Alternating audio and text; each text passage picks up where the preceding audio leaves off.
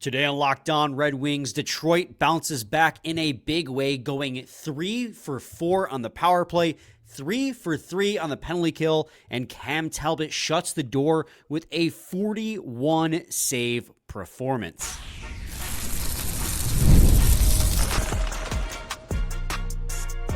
You're Locked On Red Wings, your daily podcast on the Detroit Red Wings, part of the Locked On Podcast Network, your team every day.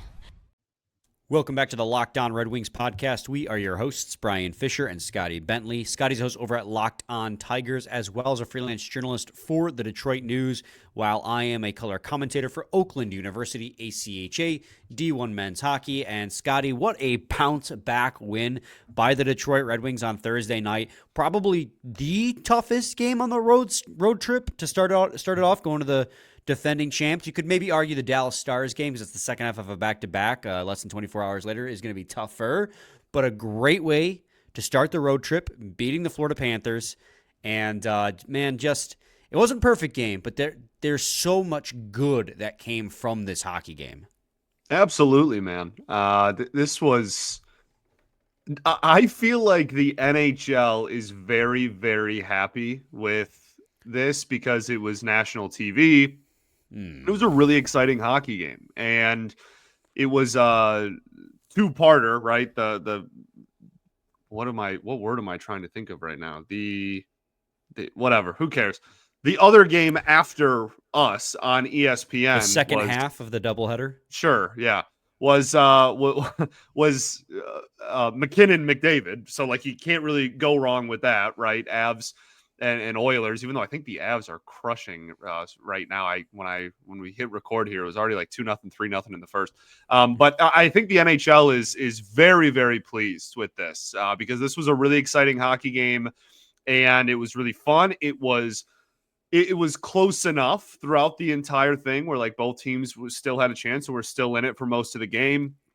It was awesome, and the Wings had they have parts of their game that we will discuss that they certainly need to still improve on, and I'm sure McClellan will tell you no different. But the special teams continues to do enough, and it was absolutely the star of the show in this one.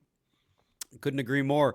So when it comes to difference makers, Scotty, I feel like there's a few different routes you could really go with this one. Who is difference maker number one in your head? So I'm going to go with the special teams here. Big surprise. I'm going to go with the special teams. I think, you said it before we hit record, there's two pretty much layups for difference maker in this game. One of them being obviously the special teams, 3 for 4 on the power play and a perfect 3 for 3 on the kill. Doesn't get much better than that. And they asked Larkin about the power play specifically after the game. I forget who on ESPN asked him, but asked him just about the power play, what's been working, why is he going so well, and he mentioned Patrick Kane by name and was like, yeah, like he makes stuff happen on the power play, and that it's so fun because when he is on, you really can see it, like more than most players, I feel like, which makes sense. He's one of the greatest to ever put on skates, but it was a beautiful performance. Special teams, both sides, the penalty kill, which has just been absolutely horrible all year, comes through in a huge way. And it not only that, but they also, then were obviously down a man at the end of the game too, and didn't allow a goal. So just all around fantastic work by the special teams unit in this game. Yeah, and I think the penalty kill going 3 for 3 is the most important part, right? Like this is a team, we knew how vital the power play was going to be because the Florida Panthers are one of the best 5-on-5 hockey teams in the league, right? But they also have a top 10 power play to boot. They score a lot of goals. So you knew you were, and they're also the most penalized team in the league too. So you knew you were going to get your opportunities on the power play, and you had faith that that would convert. But it was going to be how many goals were they going to allow? Right. Between the 5-on-5 domination, it was going to wear down the defense. You're going to eventually take penalties of your own. You took 3 in this hockey game, and you did not break against one of the best power plays in the NHL. To me, that stands out even more than the power play going 3 for 5. And I think a little bit of that, 3 for 4 rather, I think a little bit of that is just like we're getting comfortable with just scoring multiple power play goals. Going up, baby, yeah. Which should not be the expectation, because again, they're not going to maintain a 50% clip until the rest of the season. But like on this stretch, you just expect it to continue like this. So the penalty kill being 3 for 3 is really what's like that sealed the deal in this hockey game. That, and of course Cam Talbot, who is my difference maker. I said it in the cold open. 41 saves in this hockey game, a .953 save percentage, and a 2.82 goals saved above expected. I'm emphasizing the point. That is incredible, Scotty. A 2.82 goals saved above expected. He looked really, really good in this game. And like I just mentioned, this was a game that was dominated for the first, especially in the first and the third period. The third period a little bit more by design, right? But the first period, Red Wings came out flat, and I was like really nervous because the Panthers looked like a team. They looked like a Stanley Cup defender playing against like the Chicago Blackhawks, with how easy the offense was coming in the offensive zone, just constant maintaining pressure. But Cam Talbot kept them in the game throughout the game. So Cam Talbot is my difference maker, and I think that, like you said, it's a layup. Absolutely, man. Yeah, anytime you're logging over 40 saves in a performance, you're and I mean, he was the only goalie that, played the entire 60 minutes for either team in this game. So good for him. Fantastic. I mean, this was a performance that I think the Wings just really needed, like in general. And I know that's a super broad statement, but like we've been talking for a while now, especially recently. The goaltending hasn't been talked about as much because they've been fine but injured as well. Talbot's had a couple of injuries. Lyons had a couple of injuries. Husso was fine in a couple of spot starts. Then, obviously in his last time out, didn't do very well. I think they just really needed like an anchor down. This is our number one goalie, and this is a factual statement going forward. It's like Cam Talbot is 1A, and I think we certainly got that type of performance tonight. It was incredible, and yeah, is obviously one of the biggest reasons why they came out on top, because they got outshot by dang near 20. Yeah. And again, part of that is they were up by 2 at the end of the second. So you knew Florida was going to come out swinging in the third to try and close the gap. And you knew Detroit was going to try and suffocate. And that third period went perfectly by design. That they shut down a lot of middle 10 minutes, offense. Especially. The start of the third was a little, Florida was kind of, flying everywhere and kind of pressing a little bit. But yeah, that like 15-minute mark till they just decided to go 6-on-5. I mean, the game plan was executed really well during that stretch. Yeah, because 23 of those shots for Florida came in the third period. So it was a close shots battle through the first 2. I know the first period was pretty well dominated by the Panthers. A nice adjustment by Detroit in the second period. It was pretty even second period. But then because of that 2-goal lead, the Florida Panthers came out swinging. And Detroit did everything they could to hold on. And they did a good job. And like you said, the middle 10, even the broadcast was mentioning it. It was going exactly to plan. The Red Wings are doing a fantastic job of just keeping it boring, as they put. They wanted a boring period, and they got a boring period for stretches at a time at least. Kind of did. But 23 shots on net in the third period and not a single goal. That's incredible work by Cam Talbot. That's some game's entire workload in 20 minutes. That's nuts. Also, I mean, this win is also just super important, right, Scotty? Because you look around the league, right, that this keeps you at pace with everyone, and that's all it's really going to do, because every single other team that you needed to lose got a point in this today, because of course they did. But that makes the win even more important than winning when the other teams lose. Florida, it's also like it's January. Like, just go out there and win. Like, you know what I mean? Like, I don't know. Maybe I'm just being like lame, but like I don't even scoreboard or standings Oh, watch I do. like this early. Like it's like, you know what I mean? Like we're 4 months away till the end of the season. Like let's just go out there and beat who's in front of you, man. Right, and I mean the Red Wings dug themselves into a hole, so they can't really do anything but can do what they can do. They can't control other teams. Right. So, like right now, focus on winning and just hope everything else falls in place. The Flyers won 5-3, Jackets won 4-1, Lightning won 4-3 in a shootout, Capitals won. This is the only silver lining is the Senators only got 1 point tonight. The Maple Leafs, I mean that doesn't matter; they're so far ahead. The Rangers are currently down. Again. Matthews has like 4 goals in 4 games or 5 games or something. That is the least surprising sentence you've ever said. No, I know. It was you're right. Austin Matthews scoring goals. Wow, shocking. Fair point. New York Rangers are down 3-2 as of recording this to the Utah Hockey Club, so that's good. The Canadiens are up 2-1 against the Dallas Stars. What are the Stars doing? They lost to Ottawa too. And of course, they're going to beat Detroit. And it's just, come on, now. Brother. What are they doing? You root for a team that just beat the Panthers and just lost to the Sharks last time out. What are you talking about? That's also a fair point. What are you talking about, dude? What? So I need the Stars. I need the Stars to start taking care of business.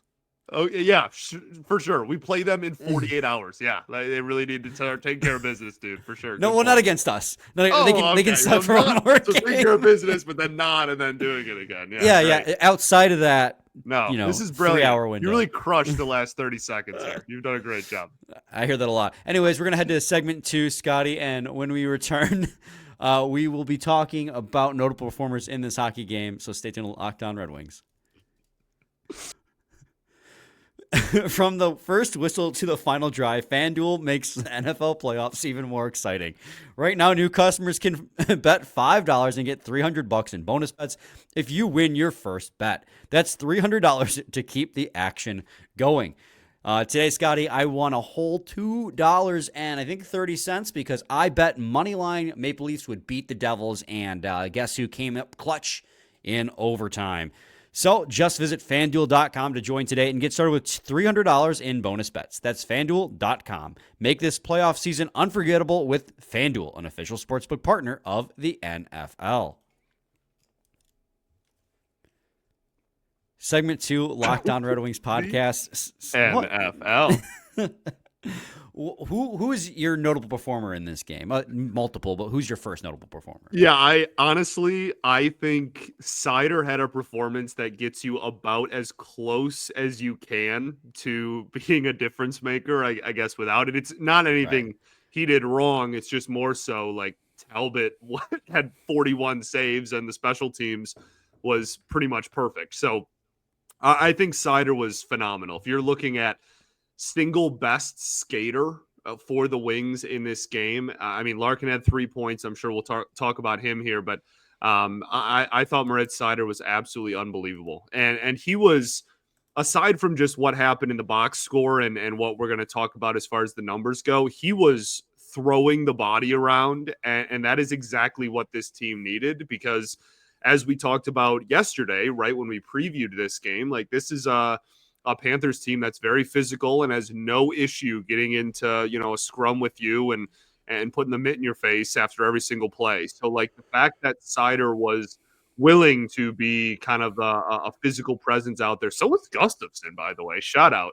But I guess took a dumb penalty, maybe not shout out there, but perfect. So never mind. Shout out again. It's just one of those things that I watching him out there, played 25, 26 minutes and was out there in every situation and was phenomenal in every situation. I thought he was sensational.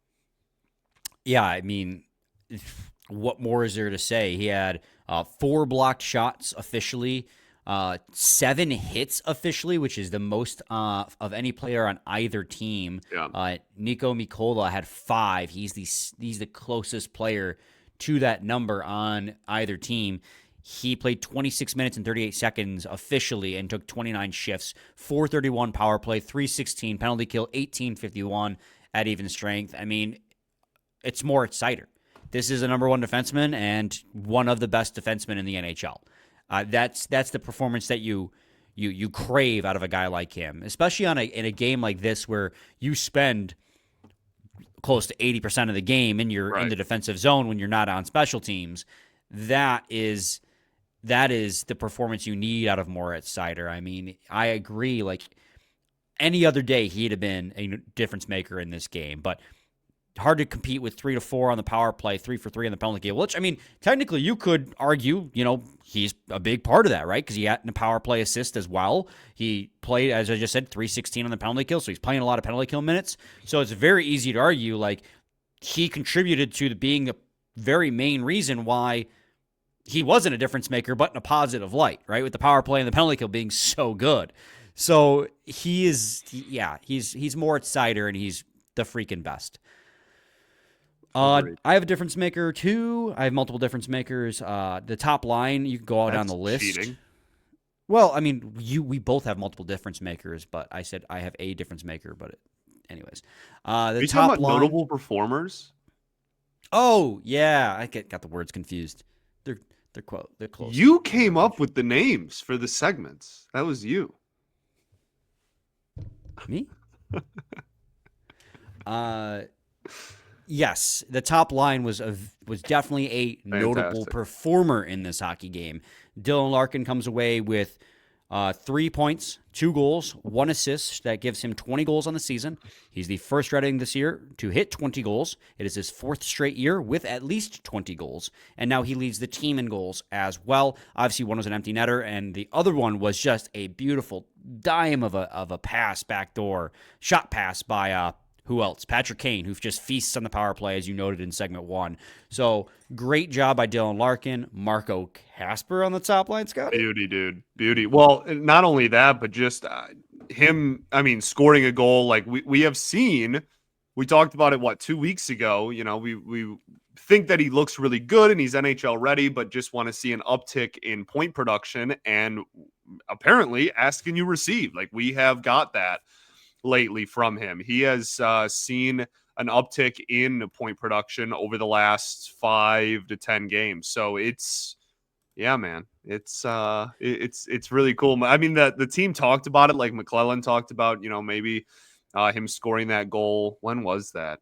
Week ago? Was maybe like the snowball effect to maybe get him going. And it looks like it kind of has. It worked for Larkin. It's worked for Marco Kasper now. That's his 3rd multi-point game in the last 4 because he had that beautiful chip feed right to the center ice to give Dylan Larkin just clear pathway right to the empty net. But then that rip right across the blue line, the goal that chased Sergei Bobrovsky, he just picks the puck up, crosses the blue line, and rips it. Wicked release, and that's the type of goal that I really love for Marco Kasper. Obviously, recently he's had the empty net goal. He was in front screening and it went off of him. But seeing a puck released off his stick with the goalie in the net and him beating the goalie, like that's the type of production that I think is even going to propel him further in building confidence that yes, I can score at this level. So that was great. And of course, Lucas Raymond to round out that top line, 2 assists in this game. I think 3 shots as well. He continues to be over a point per game for the entire season. He's just. He's great. that entire line was the only line on this team that had a Corsi 4 percentage over 50%. Each individual player had 56% at Corsi 4, and this is a game where you got crushed. So that top line didn't just go head-to-head with the other team's best. They had the edge, and that's incredible. Absolutely. And man, how we're just at a point right now where vibes are so high. We talked about after the San Jose loss, it was like, okay, like this obviously blows, but if you bounce back and you do take a game against Florida or do go win, 3 of 4 on this roadie, then I mean you're talking about that San Jose game will be forgotten and just will dwindle away and nobody will care, and that's awesome, man. Yeah, and it's important too. The second power play scored one of those goals, and because that's full of depth players, so to speak. It was Berggren assisted by Tarasenko and Gustafsson. Gustafsson continues to be consistent offense, which is what you signed him to be. And Tarasenko, who had just came off a 2-goal performance, picks up another assist. So really good to see some depth players scoring goals because this is another thing we talk so much about. The top line and the top 6 have been scoring so much at 5-on-5 on the power play during this winning stretch. It's important to get the depth players, even though it's a power play unit, but the depth players to score too. So to have them help chip into the offense in this game, I mean, that was the first goal of the game. It broke everything open. So that's great to see. Yeah, shout out Berger, man. That's I think that was his 7th of the year. It was a ripper. Yeah, like, with the improvements, not that he's, going to win a Selke or anytime soon, but like the improvement we've seen defensively, the improvement we've seen in the neutral zone. And I mean, if he can go out there and put up 15 plus a year in the bottom 6 with how he's been playing, we'll take that 10 times out of 10. 100%. Final thing I got as far as notable performers goes, just Patrick Kane scored again. We already mentioned he had the assist. So yeah, he's not bad, that dude. I think he's got a bright future in the league. Yeah, 9 points in the last 15. I think that he might be going someplace. Yeah. Or I'm sorry, other way around. 15 points in the last 9. Headed back. Right. Yeah. Yeah. That's yeah. Yeah. He's not bad. Anyone else, Scotty? I don't think so, man. Really liked the amount of blocked shots out there. A lot of you gotta against this team. Yeah, team was all about putting the body on the line to stop some shots, which is good to see. Still, just got peppered. Like, still, Talbot obviously still had a 41 save night, but yeah, well, good win from the boys. 62 total. Sorry, 87 total shot attempts in this hockey game for the Florida Panthers to your 41. So they double up shots and shot attempts, which is crazy. Scoreboard, and baby. 65 of those came at 5-on-5. So scoreboard. Yeah, you played a team that was a lot better than you, but your special teams and great goaltending got the win, and it was a good bounce-back win. Still want to see that 5-on-5 improve, but yeah. Anyways, I got nothing else to say about the game. I mean, we could wax poetic for another 10 minutes here, but we want to talk about the Stadium Series jerseys because those got announced. And Scotty's a hater, so stay tuned for that in segment 3 of Lockdown Red Wings. It's called a tease, Scotty. Now they're excited to hear what you have to say. No, they're not. Segment 3, Locked on Red Wings. So the Stadium Series jerseys got announced today, and even I have it ready here. Let's share that tab. Look at you, man. Yeah, look at me. So Scotty, I just want to know your thoughts, dude. How do you feel about the Stadium Series jersey and then the kit as a whole? Yeah, so the jersey I have no problem with. I like the jersey. The coolest thing, maybe cool isn't the right word. The I don't know, most interesting thing to me is just how big they have to make the numbers because it's outdoor. They talked about that on the ESPN broadcast. Some I didn't even think of. The thing that my favorite thing about the entire kit, sweater and pants included, is that Hockey Town is all over it, right? The Hockey Town on the collar is sweet. The Hockey Town on the thigh is awesome. The octopus eyes on the jersey is awesome. Like, just the odes to the city and to the history of the team are really cool. I like the font for the word Detroit on there. I like that. I mean, they didn't get crazy with adding any colors that aren't a part of our scheme or anything like it. I genuinely like 90% of it. I just think the helmets look ridiculous.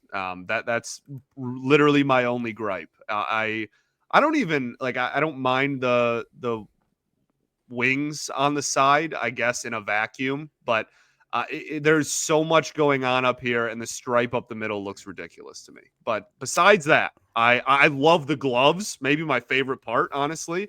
I think the white and the white fingers on the red gloves or whatever they got. I think that's cold. Like, I have no issue with most of it, but I think the helmet looks actually ridiculous. Yeah, so I 100% agree. Everything from the neck down is a 10 out of 10 to me.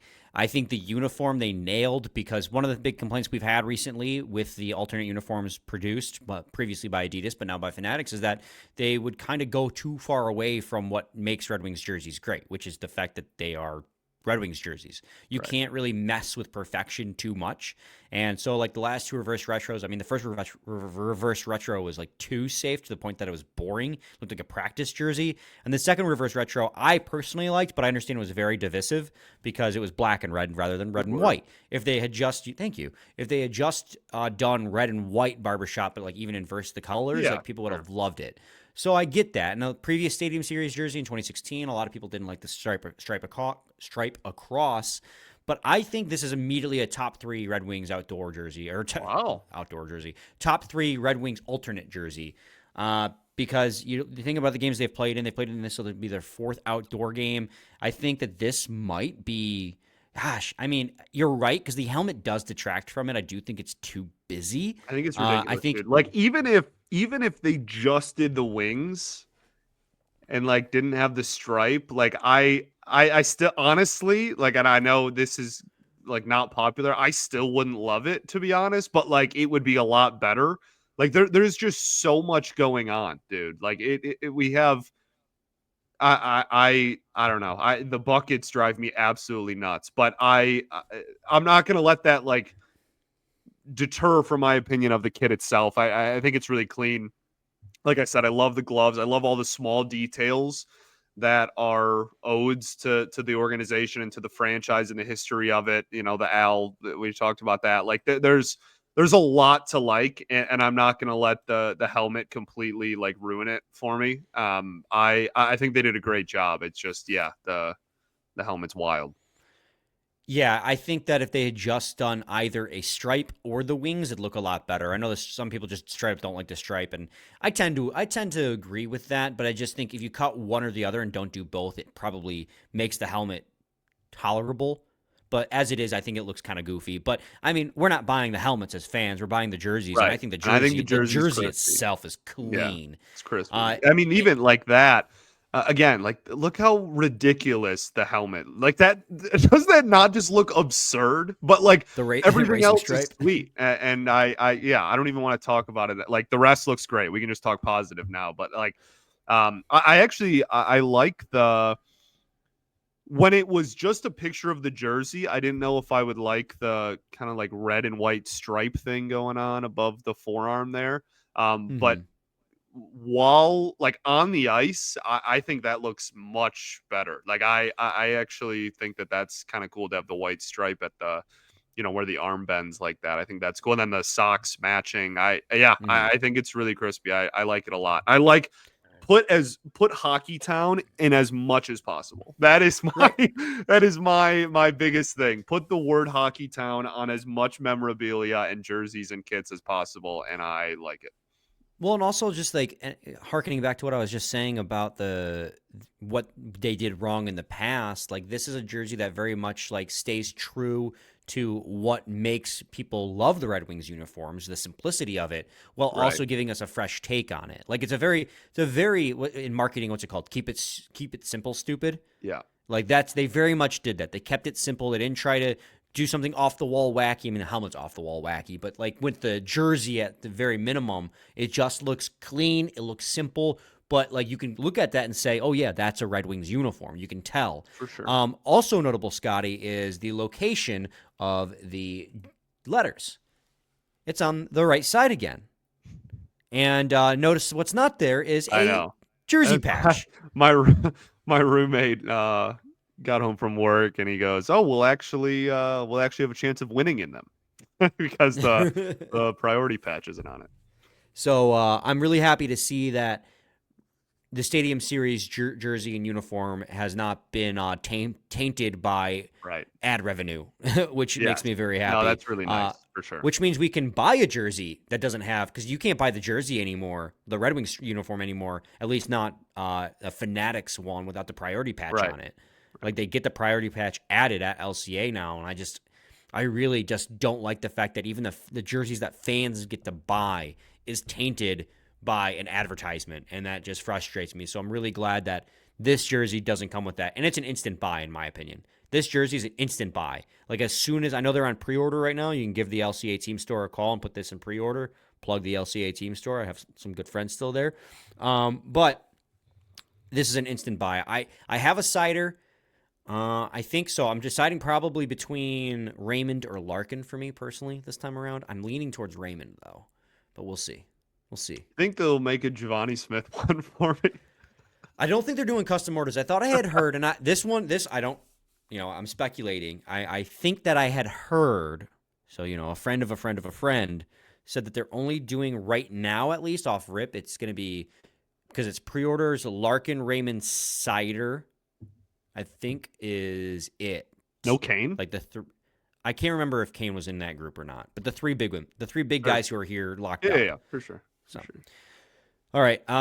Yeah, love them. They're great. Word. Can't wait for the game. It's going to be fun. Yes, sir. All right, Scotty. Let's send them off into the weekend. We got a back-to-back. They got to cover. Do. Tampa Bay on Saturday, then Dallas on Sunday. 2 different cities, less than 24 hours apart. Good luck to the Detroit Red Wings. They're going to need it. Sure Any are. final thoughts? You split the weekend. I'm happy. We ball. Split the weekend. I'm happy with the entire road trip. So, yes, absolutely. Same time, same place, your team every day.